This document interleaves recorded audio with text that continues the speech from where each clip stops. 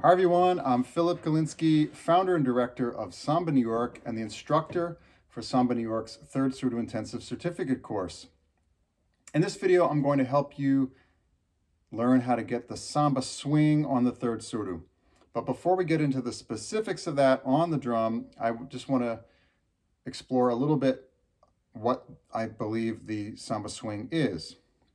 So in my opinion, the Samba swing is the special way that the subdivisions of the Samba are phrased. What do I mean by the subdivisions of the Samba? Well, as you learned in the notational video, Samba has a regularly recurring pulse,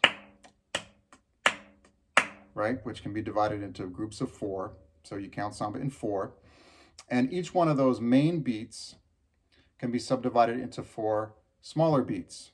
Okay, so in the European music notational system, the main beats we would notate as quarter notes, and the subdivisions we would notate as 16th notes. Now, in the European music system and the European music notational system, those 16th notes are evenly spaced. So we can refer to them vocally as 1 E and A, 2 E and A, 3 E and A, 4 E and A. Okay, they're evenly spaced as written. 16th notes are evenly spaced as written. So 1 E and A, 2 E and A, 3 E and A, 4 E and A, 1. So therein lies one of the challenges of using notation in general to convey feel in a music, and especially the feel of a music that is of a different musical origin, in this case, of an African musical origin. We can say that the deepest roots of the Samba are in Africa, in the Congo-Angola region of Africa. So the notation then serves as just a guidepost, just pointing you towards what you're supposed to be doing, but it does not convey the feel of the music. So the Samba swing, in my opinion, comes from the way that we phrase those subdivisions. First of all, in the Samba subdivisions have or tend to have an accent on the first subdivision of the beat and the last one. So the primary accent's on the first subdivision of the beat, and there's a secondary accent on the fourth subdivision of the beat. So without applying the Samba swing yet, we're just applying the accents. So if we have just 4 evenly spaced notes, which are 16th notes, and we apply the accents, we would have 1 E and A, 2 E and A, 3 E and A, 4 E and A, 1. Okay, so a primary accent here and a secondary accent here. So it starts to sound a little more like Samba because we have the accent pattern, or a typical accent pattern for the subdivisions of the Samba, but we don't have the swing yet, in my opinion. We don't have that characteristic phrasing of the subdivisions. How do we get that characteristic phrasing? Well, in my opinion, it comes from playing that second subdivision a little bit later than we normally would, okay? So we start to move that second note closer to the third note. And it also comes from playing the fourth subdivision a little bit earlier, anticipating it, okay? So what happens if we exaggerate that tendency? So if we play the second note almost so it's touching the third note, and the fourth note over this way, what we start to get is we start to approximate 3 evenly spaced notes. Da da da da da da da da da da da da da da da da da da da da. 3 evenly spaced notes, you may know, is called a triplet. 1 triplet, 2 triplet, 3 triplet, 4 triplet, 1, like a waltz, right? Now, the Samba has 4 notes, it doesn't have 3, but if we exaggerate that tendency that I just described of delaying the second subdivision and anticipating the fourth, so much so that we get this that starts to approximate a triplet. Now that's an exaggeration. The Samba swing is not da da da da da da da da da da da da da da da da. That's too much towards the triplet side for the subdivisions. On the other hand, it's not 4 evenly spaced notes either. Ba ba ba ba ba ba ba ba ba. They're not. So it's not 16th notes. and it's not a triplet, but it's in between the phrasing of those two extremes. Okay, so the samba swing, in my opinion, is in that broad space, somewhere in that broad space between a strict quadruple division of the beat and a strict triple division of the beat. Okay, so that's my theoretical approach to understanding the samba swing. So let me sing it for you. Now here are the main beats. That's how I would vocalize the samba swing. And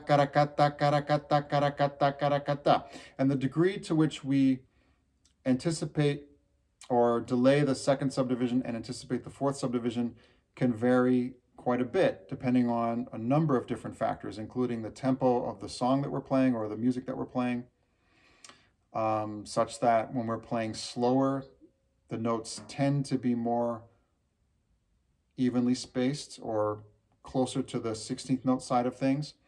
And as the tempo gets faster, the notes tend to be a little more triplety, a little more towards the triplet side of the spectrum.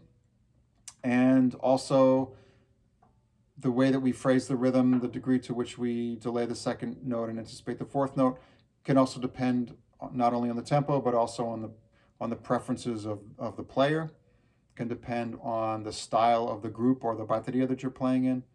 Many different factors. So there is a lot of flexibility in that broad spectrum between the strict quadruple and strict triple division of the beat.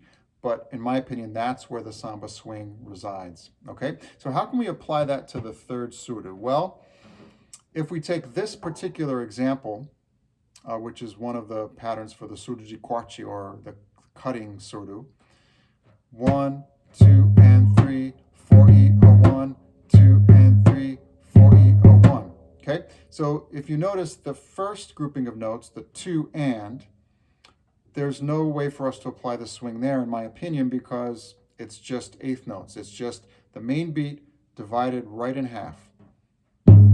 So it's only when you're able to play the second or the fourth subdivision in any given rhythmic figure that you can even apply the swing, in my opinion. All right, so it's in that grouping of 3 notes on beat 4 in this particular pattern where you can apply the swing. For example, 1, 2, and 3, 4E01, 2, and 3, 4E01. Now 4E01 is a prime example of how we can apply the swing. So now, if we were to phrase this 3-note grouping as written in the European music notational system, it would be played like this.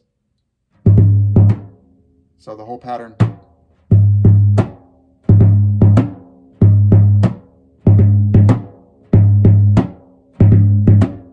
That's played exactly as written. So again, this is a potential issue with using a notational system, or in this case, the European notational system,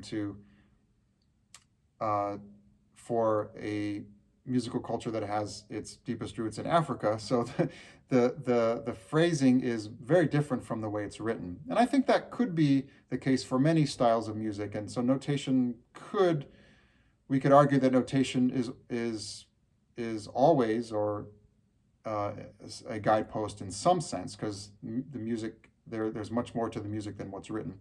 But in this case, we have to be especially careful, because we're using the notational system from one culture to apply to another.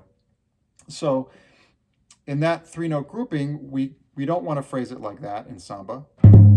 It's too square. Pa pa pa pa pa pa pa pa pa pa pa. Too square. So it's not, that would be the quadruple division of the beat, right?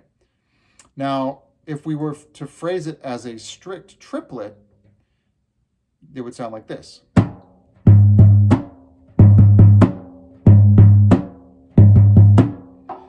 So the way that some third surdo players play that figure, it does really approach a triplet, and could be a triplet. But I would advise you as a starting point, to try to phrase that figure, for example, somewhere between the pa pa pa and pa pa pa. in between the 16th note, 8th note, 16th note way, and between a triplet way. So let me give an example of that. 1, 2, and 3.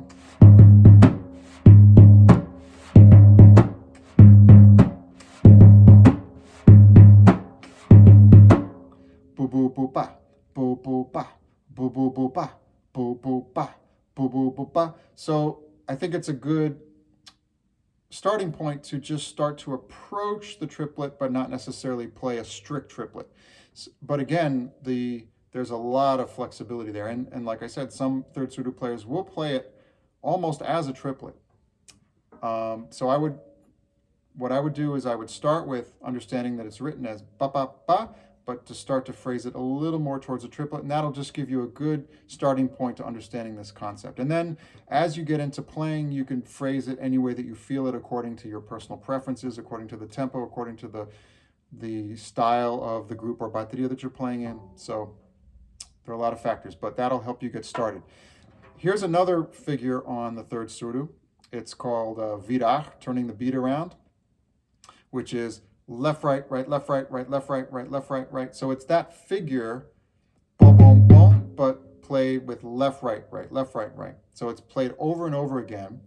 And we can use that figure as a great exercise to get into the swing. So, for example,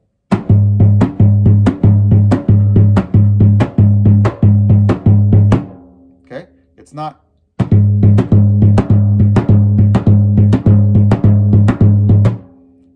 okay, it's not that, and it's not necessarily this either.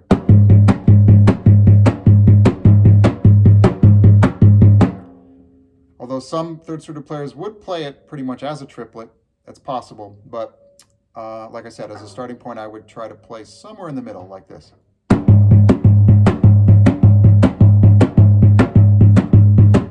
So just delay that second note and make that third note a little bit early. So here's the first note. That second note will be a little delayed, and that fourth note will be a little early.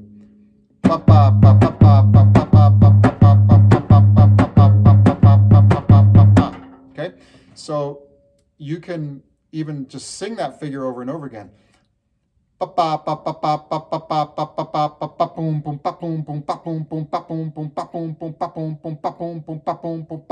2, 3, 4.